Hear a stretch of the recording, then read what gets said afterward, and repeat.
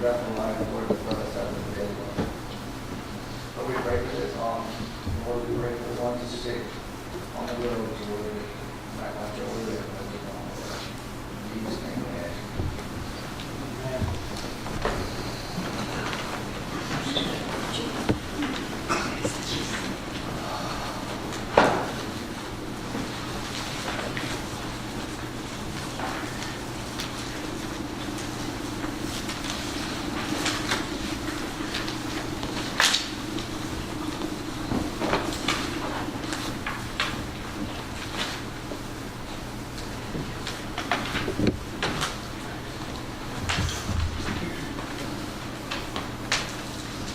Many of you have worked different shifts. Maybe you work a day shift, maybe you work a night shift, maybe you work even a graveyard shift sometimes. But I found when I used to work a night shift, and I don't anymore, but when I did, I found sometimes it was kind of hard to keep alert and awake at certain times. And even though it's your job to be doing your job at 2:30 in the morning, sometimes it just doesn't feel like your body wants to cooperate. But sometimes in life, there are things that feel like they're just dragging on and on and on, and it's hard to stay awake, and it's hard to keep going, and it's hard to stay focused on what you're supposed to stay focused on. But when Jesus was speaking in Luke chapter 12, he was talking to people. Remember, he had been talking to people about the leaven of the Pharisees and the danger of hypocrisy. And about the things that were going to be happening to the disciples. So some of the things that were going to be happening to his disciples were that they were going to have to go before, they were going to be drugged before these courts. And they were going to have to answer to the religious leaders of the day as they grilled them and tried to find anything that they could come up with to destroy their lives with. If they slipped up in their words, that somebody was going to catch that and they would be able to use that against them. And Jesus warned them to beware of hypocrisy, but he said, you don't have to be afraid of all these things that are going to be taking place. You don't have to be afraid of what the people are going to be doing. What Jesus was going to do is he was going to set his disciples to do a task, and that task was to spread the gospel throughout the world. That task was going to be to establish the church of the Lord Jesus Christ. And he was going to be away. Now, Jesus was going to depart from his disciples. They weren't going to physically see him for a while, but they would have the Holy Spirit living within them. And I think that they didn't really expect him to be gone very long. And Jesus wants to prepare them for the idea that it may be a while before he gets back. In Luke chapter 12 and verse 35, he says, "Let your waist be girded and your lamps burning." Now, a girded waist, we would say keep your belt on. And the idea here is that you are dressed and you are ready for action. You are ready to do what you need to be doing. So if it's late at night and you know you're tired of waiting up or something, you might just go and get your pajamas on and get ready for bed. You know, but what he's saying here is on a spiritual level, don't go change into your jammies. Stay ready for action. Stay ready for activity. Be ready to do what God has called you to do. So let your waist be girded and your lamps burning. You're going to keep the lights on. You're not going to go turn off all the lights and say, okay, we're done. We're just going to rest and see what happens later. He says, "And you yourselves be like men who wait for their master when he will return from the wedding, that when he comes and knocks, they may open to him immediately." Now, Jesus has used this wedding, waiting for somebody to get back from for a wedding. He's used this illustration in the book of Matthew, but he talks about these 10 virgins that were actually a part of the wedding party. They were kind of waiting for their part in the wedding to start, and they were supposed to keep oil in their lamps and make sure that they were ready to wait a while because they didn't know how long it was going to be. Well, this is another illustration that's similar, and it also kind of bases on the fact that you really don't know how long a wedding is going to go. They may have a plan, but especially if you stay for the reception, a wedding can be an all-day event, or an all-night event. It depends on who's getting married, where, and when. And so in this illustration, what we have is not people waiting for the wedding to start, but in this illustration, we have people waiting for the wedding to get done, and waiting for their master to come back. So we've got servants or employees, household employees. These are the people who work in the master's house, and they take care of everything. So when he comes home, it's supposed to be welcoming for him. They're supposed to have the lights on. They're supposed to have the place clean. It's going to be probably time to sit down for a meal when he comes in. And so these servants are supposed to be ready for whenever their master returns from this wedding. And it's not really clear in the passage whether the master is actually the bridegroom or whether he's in the wedding party or just visiting. It doesn't really matter for the sake of what Jesus is trying to get across here. His point is they don't know when he's going to get home. And they need to be ready whenever he shows up. So he says, have your waist girded and have your lamps burning. In other words, don't give up on him and expect that, it's going to be a while before he gets here. Let's all just take a rest here. Let's not worry about this stuff. It's going to be a while. Well, no, you don't know for sure that it's going to be a while. But at the same time, you don't want to make the assumption that he's going to be here, just in a couple of minutes, and if he doesn't show up, well, let's just give it up and call it a night. He says, keep your waist girded and your lamps burning, and be like men who wait for their master when he will return from the wedding, that when he comes and knocks, they may open to him immediately. You see, if they're already dressed and they got the lights on, when he shows up at home, there's no delay. He doesn't have to wait for somebody to go, well, coming, just a minute, hey, hang on. No, when he comes back, they should be ready right then and there.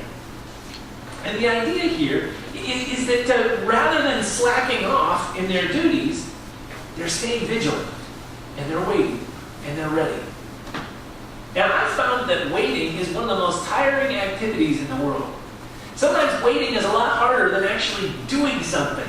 Sometimes I would much rather have a task that I'm supposed to be doing than just stand and wait for something. Fortunately, Jesus has given us tasks to do while we're waiting. And that does help.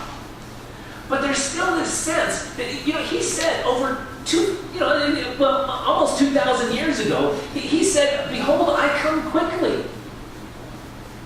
Now, 2,000 years to me seems like a long time. But I think when he shows up, it's going to be sudden. It's going to be quick. And in God's timetable, 2,000 years doesn't take very long at all. So what we've got a promise that he's returning. We know that he's coming back. We just don't know when. And he's left it that way on purpose. He's intentionally told us that we're not going to know when until he gets back. Once he returns, it's going to be obvious to everybody when Jesus was coming back because he'll be back. Until that moment, we don't know. And we're not supposed to know. But he says this, verse 37, blessed are those servants whom the master, when he comes, will find watching. Assuredly, I say to you, that he will gird himself and have them sit down to eat, and will come and serve them. Now, this is an interesting idea here. Now, when the master of the house comes back, normally you would sort of expect the servants are going to have things ready for him. He's going to come back and they're going to lay out a meal for him or whatever he needs and have everything ready for him. This is talking about when the master of the house comes back, it's going to be a moment where he's wanting to reward them for their faithfulness. He's wanting to reward them, and he's going to have them sit down at the table. They're going to sit down at the table and enjoy a meal.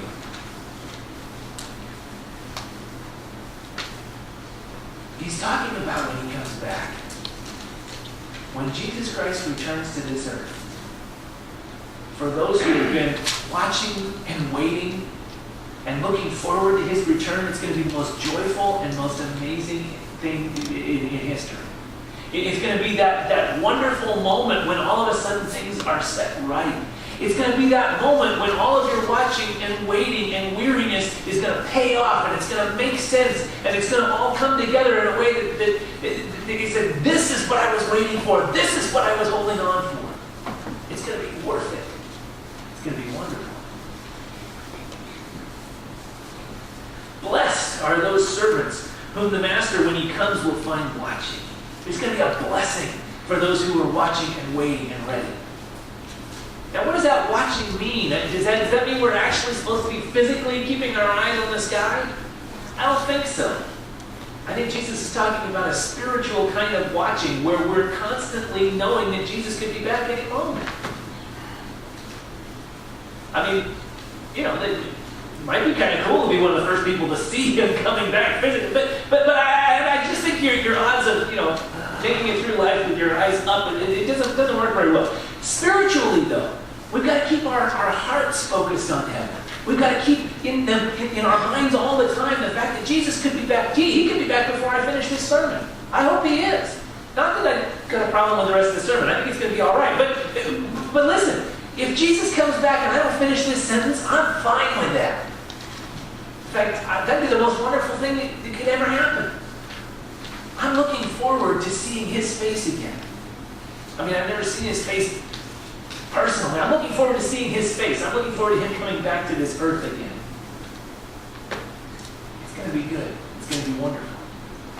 And it could happen at any moment. We don't know. We don't know when. He intends it to catch us by surprise.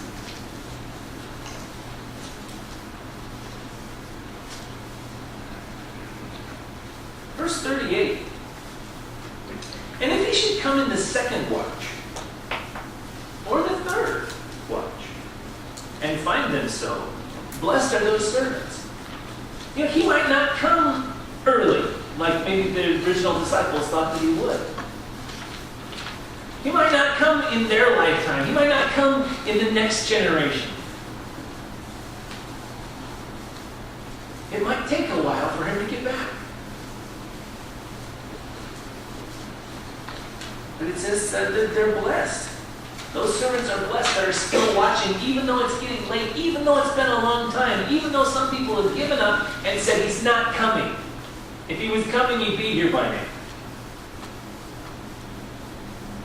Those that are still watching, still waiting, still ready for his return, those are the ones who are going to be blessed when he gets back. Those are the ones who are going to be excited and happy. And not feeling the regrets of, oops, I just wasted my entire life because I thought he wasn't going to be coming back.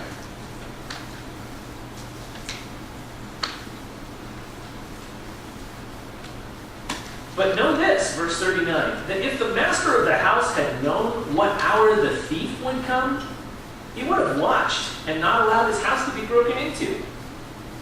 And this is an interesting comparison. Usually, we see Jesus comparing himself in good ways. He's the good shepherd. He's the master of the house that's coming back, and the servants are excited to see him and all. Now he compares himself to a thief.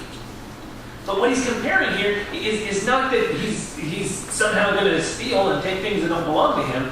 He's comparing the idea that if you knew what time a thief was going to show up to your house, he ain't getting in. You're going to be ready for him. Knowing the time of when somebody's going to show up, you can be ready.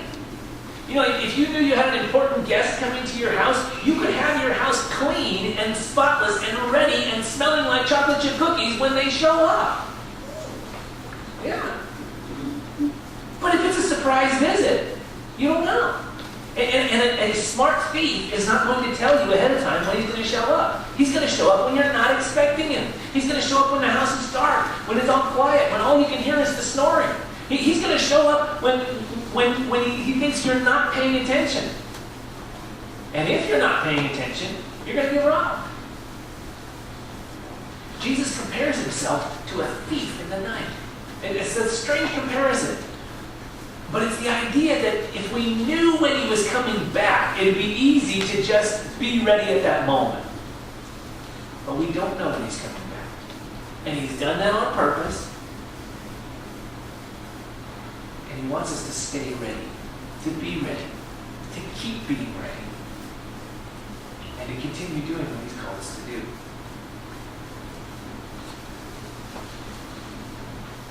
Verse 40, therefore you also be ready, for the Son of Man is coming at an hour you do not expect. You see, if he wanted us to know when he was coming, it would have been really easy for him to tell us. He wanted the people to know when he was coming the first time. You know that you can look up the prophecies and you can see exactly how many years it would be from the time that the king of Persia made a decree to rebuild Jerusalem From the time that he made that decree, it was going to be so many years. And so you can look it up and you can count the years and you can say, okay, Messiah is supposed to show up on this year. And you know when Messiah showed up? On that year. He showed up for that, we call it the triumphal entry. The people who were paying attention knew that Messiah was supposed to show up then. And they were shouting and cheering, Hosanna to the Son of David. And they were throwing down the palm branches and Jesus was coming into town. And those who cared and those who paid attention knew exactly what time Messiah would show up. And they didn't know the day or the hour, they knew the year. He doesn't tell us when the next time is.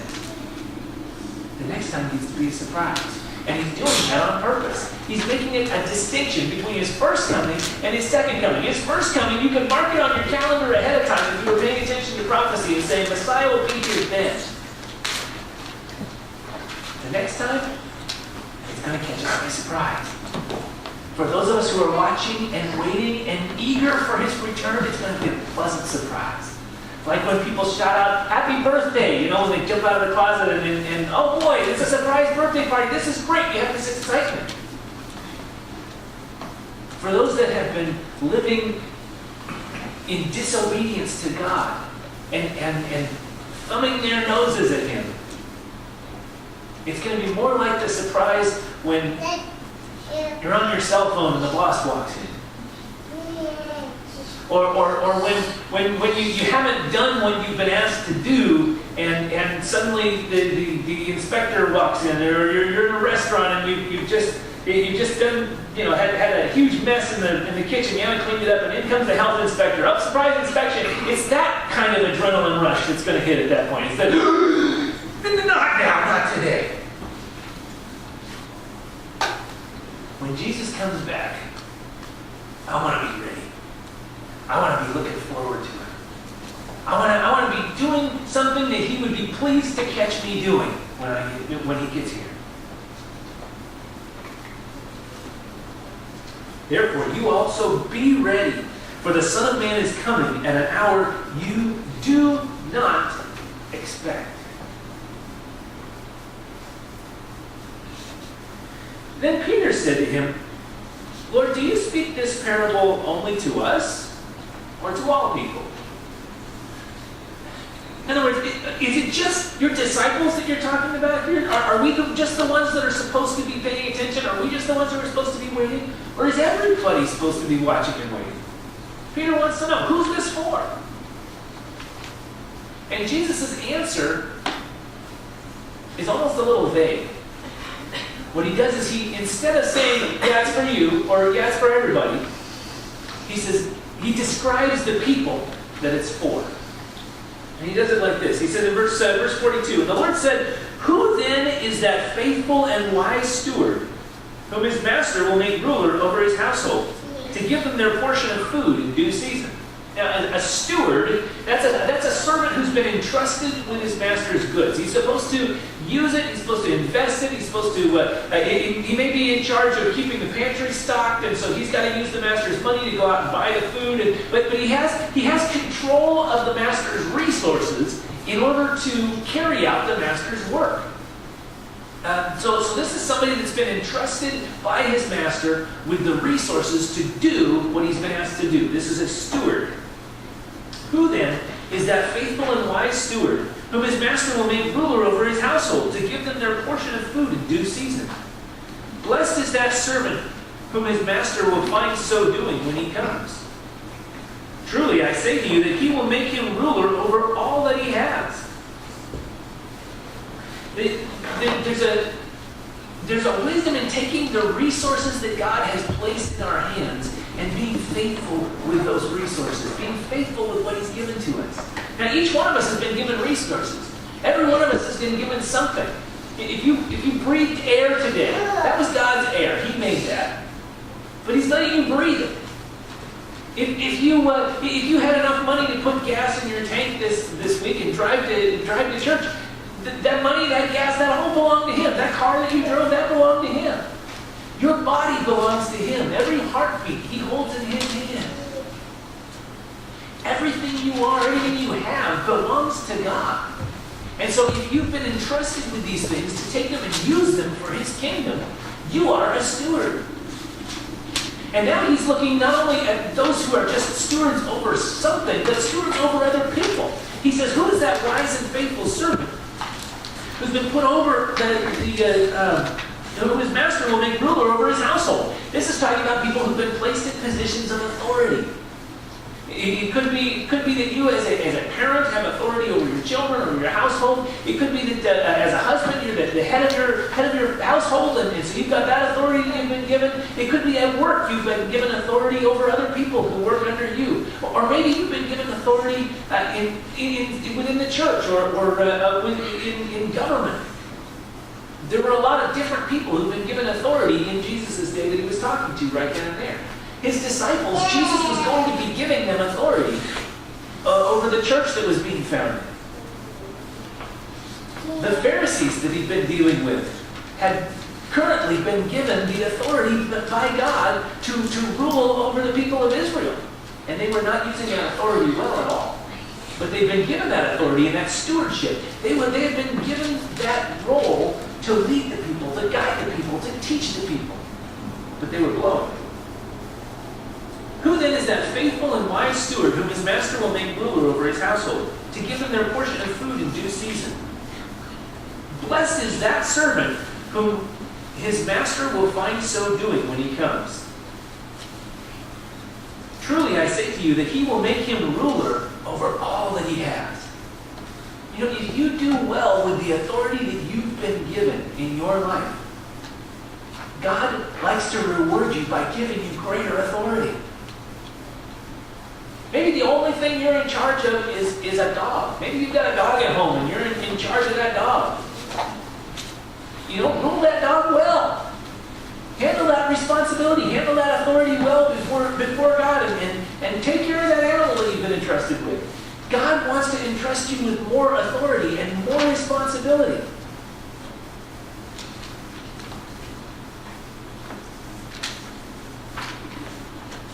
Truly, I say to you, he will make him ruler over all that he has. Verse 45, but if that servant says in his heart, my master is delaying his coming, and begins to beat the male and female servants, and to eat and drink and be drunk. In other words, he's mistreating the people who are under his authority. This is the other servant, not the wise and faithful servant. What if this person is mistreating those that are under his authority and beating them and taking out his frustration in life on them? What if he's taking all the resources that his master had left him to take charge of and just using it on his own consumption, using it on himself? He talks about him eating and drinking and being drunk.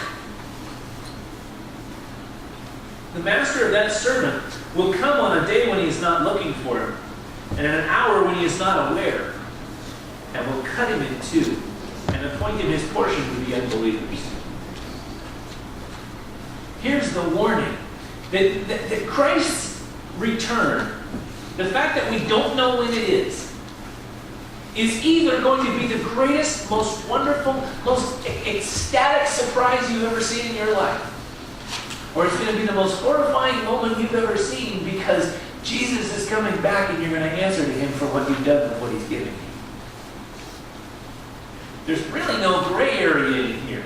He's talking about, on the one hand, you have the person who's being faithful when he returns, and he says, well done, good and faithful servant, and he makes him ruler over all that he has. And on the other hand, you have somebody that is just blown off their responsibilities, and they're abusing their authority and using the resources for their own pleasure and their own lust, and he's just going to destroy them.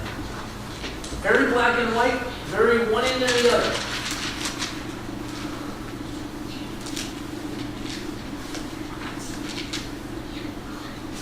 Now, verse 47, he wants to make it clear that there is going to be some different levels, different stages of guiltiness. When he comes back and he finds somebody that is doing wrong when he returns, there are going to be different layers, different levels, and maybe different severities of punishment.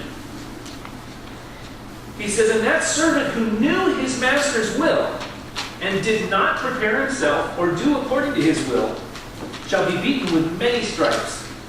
But he who did not know, yet committed things deserving of stripes, shall be beaten with few. In other words, you knew what you were supposed to be doing, and you didn't do it, You're going to be in worse trouble than the person who didn't know what they were supposed to be doing but still did the wrong thing.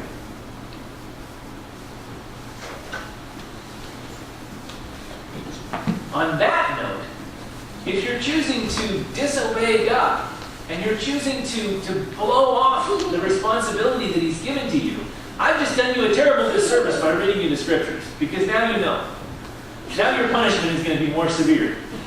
So, sorry about that. I would recommend that you change your plan, because when Jesus comes back, it's going to be worth every drop of blood, sweat, and tears that you put into serving Him. It's going to be so worth it. Every heartache, every moment where we cry out for God's help and His strength to just hang on a little bit longer. It's all going to be worth it. It's going to be good. Trust God. Follow Him. Do you know,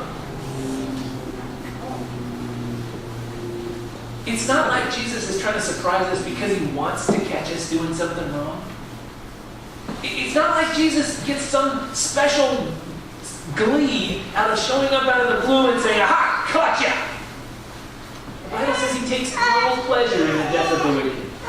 He does not enjoy punishing the evildoer.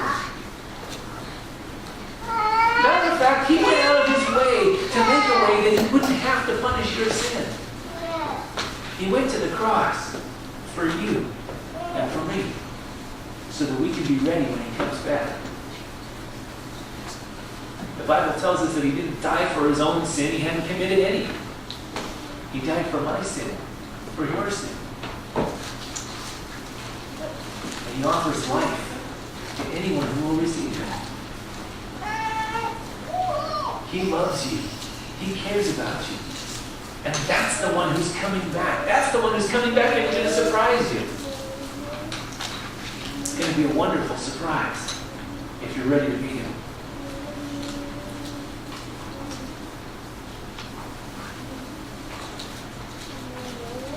So the warning here, he who did not know yet committed things deserving of stripes shall be beaten with few, for everyone to whom much is given, from him much will be required. And to whom much has been committed, of him they will ask the more. If God has entrusted you with a lot, He expects you to do a lot with the lot that you've been given. Now hopefully, this last week at Thanksgiving, you had time to think about some of the things that you're grateful for, some of the things that God has blessed you with. If you can't think of anything, start with air. Start with time. Do you know that every one of us, the richest and the poorest person in the world, gets 24 hours in every day? You can't find more.